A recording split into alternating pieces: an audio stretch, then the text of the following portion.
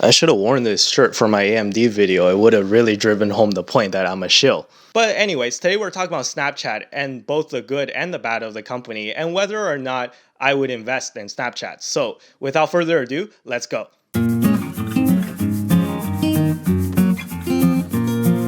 Now I have a confession to make. I never really got into Snapchat. I know I probably just offended half of you, but from where I stand, I never really thought of what's the point of having another social media account. I mean, I already spend enough time on social media and I just don't want another account to maintain.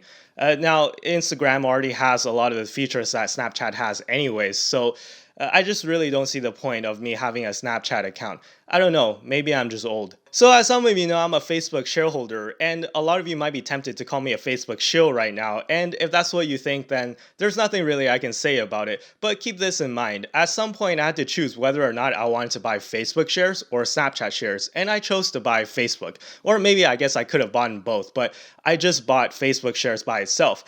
Now, the reason why I bought Facebook instead of Snapchat is because I just think that Facebook is a lot more diversified. So Facebook has their Instagram, they have their WhatsApp, they have all these other platforms other than the Facebook platform that they have going for them.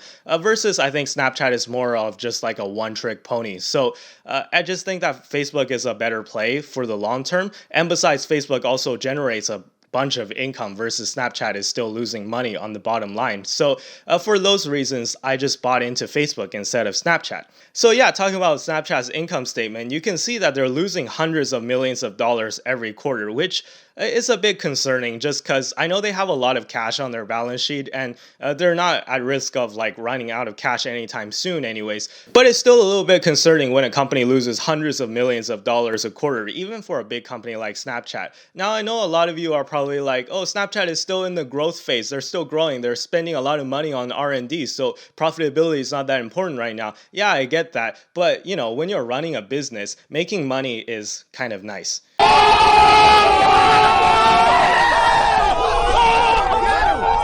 So yeah, I think for that reason alone, the fact that they're losing so much money on the bottom line, if you were to buy into Snapchat stock, which I'm not saying that you should or shouldn't, but if you were to buy into Snapchat stock, it will have to remain a rather speculative play for now. And another note of concern is that Snapchat did have some big missteps in its history. Yes, I'm talking about that huge update that Snapchat pushed out to its users back in 2018, the disastrous update. So essentially what happened was Snapchat posted an update and then all of its users were confused of how to navigate the app, and it just made the app a lot more clunky and a lot more, I think, ad driven was the kind of sense that the users got, where the users felt that Snapchat was prioritizing selling ads rather than just providing a good user experience. So Snapchat ended up losing 3 million daily active users after pushing out that ad, which is a pretty significant chunk of their user base at the time. And should we even start talking about Snapchat spectacles? I mean, look at these things. They look ridiculous. Why would anyone wear them for anything other than a costume? Why did Snapchat think that this was an okay design? So we got some rumors of the Apple glasses, or Apple Glass as they're calling it, and Apple Glass is going to learn from the mistakes of Snapchat spectacles and just not have any type of funky design or any type of weird design. Apparently Apple Glass is just going to look like regular glasses, and they're not going to look like Google Glass either, where you got that weird projector thing on the side. No, Apple Glass is just going to look normal. So yeah, I think that's the way that you should do smart glasses. Don't do the way that Snapchat did it. Don't do the way that Google did it. Just make it look like normal glasses. So I think Apple is on the right track, and I think that maybe Snapchat should take a page out of their book. Now, if you don't believe me how poorly Snapchat spectacles sold, if you're one of the 3 guys that bought it, well, according to a TechCrunch report, only 0.08% of Snapchat users actually went out and bought the spectacles. Now, this was probably the first gen, I think, because this report came out a while ago, back in 2017, I believe it was. But even now, I don't think that many people are buying the Snapchat spectacles, or people are not rushing out and lining up and buying the Snapchat spectacles the same way that they do the latest iPhone, let's say, right? So I think that Snapchat spectacles has been a pretty big failure, and it certainly is a misstep in the company's history. Now, I'm actually not trying to shit talk Snapchat. I think that there's actually potential for this company in the future. And I think we need to get rid of the mindset that in order for Snapchat to win, Facebook has to lose. Now, I'm an oddball. I'm a dinosaur, right? So I only have Facebook products, but I don't have Snapchat. But a lot of people I know, in fact, almost everyone I know, always have Snapchat and Facebook. So it's not like they're choosing one or the other, right? It's not like because they have Instagram, they cannot have Snapchat, or because they have Snapchat, they cannot have Instagram. So it doesn't have to be one or the other, and a lot of people they have both. So I think there's room enough to succeed for both Facebook and Snapchat in the future. And I think that Snapchat is actually starting to move in the correct direction, and their metrics are finally picking up, which is a really good sign. And I think that the future might be kind of bright for Snapchat actually. So for one, Snapchat's user engagement is actually among the highest in the industry. It's just a hair behind Instagram, coming in at just over 80%. Now, compare this to Facebook, though. The platform itself, you can see that user engagement is super low on Facebook, right? It's something like 30% or something like that. So it's pretty much a night and day difference on Snapchat versus on Facebook. Now, in case you're wondering what user engagement is basically whenever a user engages in an element on the app, right? So say if you're shown a story or you're shown an ad in a story and you click on that story, that's an engagement, right? Or if you see an ad on Facebook and you click on it, or you interacted with someone, you comment it, you like it, anything like that, that's called an engagement. So anything to engage with the actual content of what the app is presenting you is counted as an engagement. Now, only 30% or so of people on Facebook actually engage with the content, which is pretty sad if you think about it. And maybe it's true that Facebook, the platform itself, is dying. And that's why I think that the fact that Facebook bought Instagram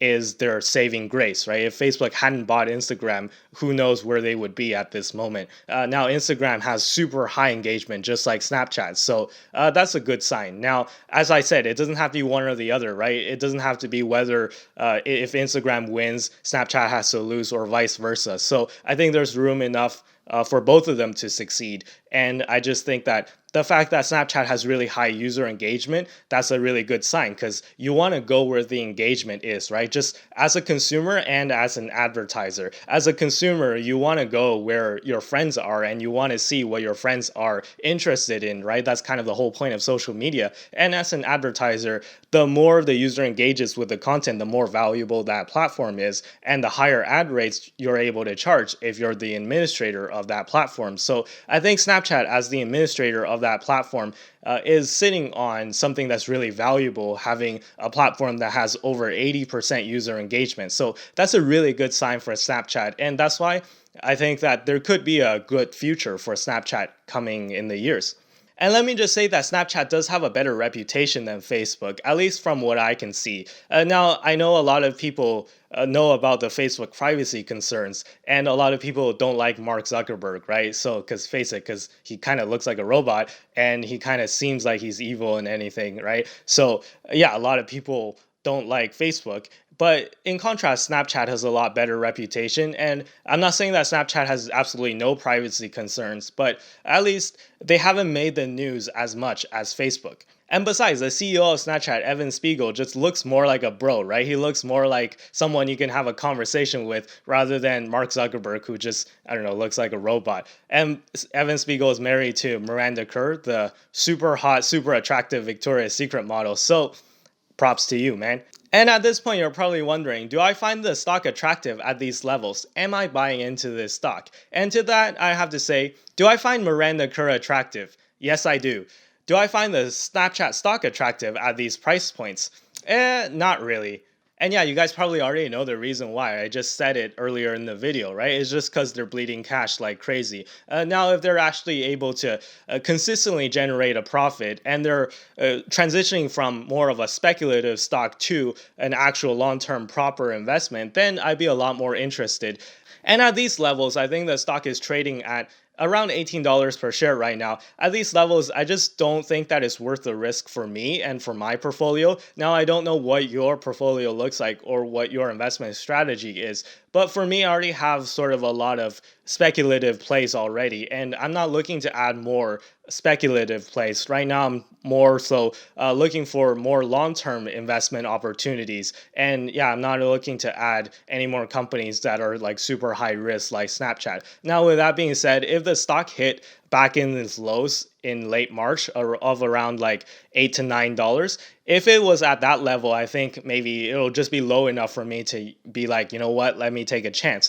But at $18, $19 a share, I really don't see the risk to reward ratio, right? I just don't think that the risk to reward ratio is that good for me at the moment for my purposes. So that's why I won't be buying any Snapchat stock if it's anywhere close to the price point it is now. But with that being said, the daily active users of Snapchat is actually moving in the correct direction. So I'll put up a chart right now and you can see that there's a clear trend up in the amount of daily active users. So the metrics are moving in the right direction and they're gaining daily active users, which is a really good sign. And if you're a social media network, daily active users is sort of like your bread and butter, right? It's sort of how you just survive and make money.